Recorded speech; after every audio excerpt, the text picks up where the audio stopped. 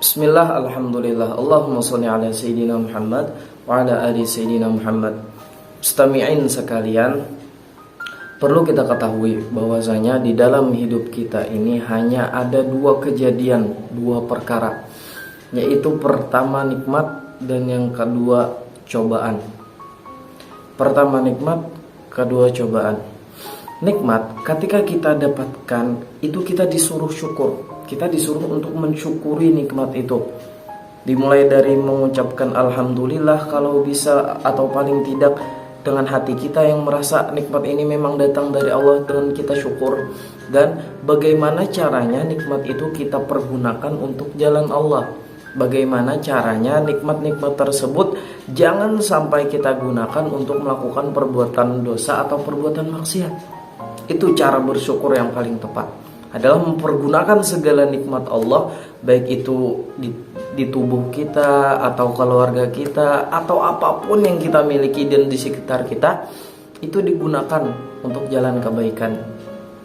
Nah, nikmat ini yang perlu kita syukuri.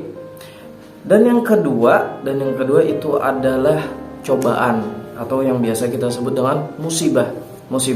Nah, di dalam musibah kita perlu sabar. Kita perlu untuk sabar, kita perlu untuk menahan diri, jangan sampai kita seolah-olah melawan Tuhan.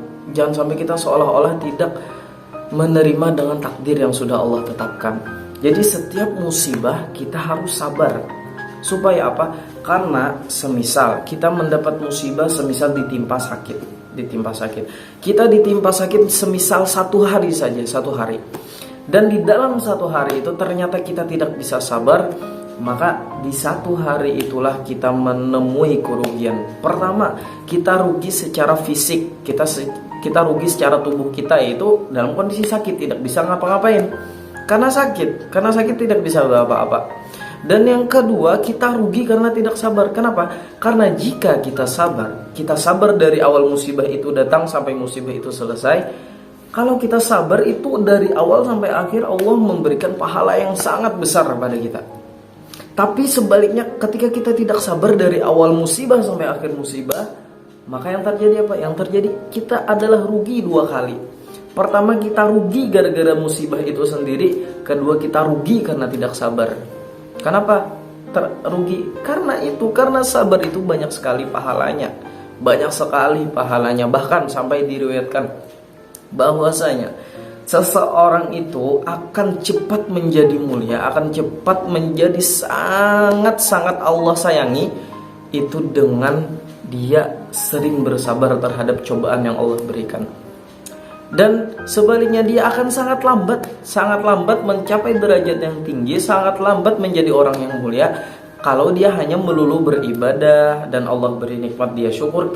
Hidupnya terlalu nyaman, tapi di samping dia nyaman, ternyata dia beribadah itu ternyata lambat untuk menjadi mulia.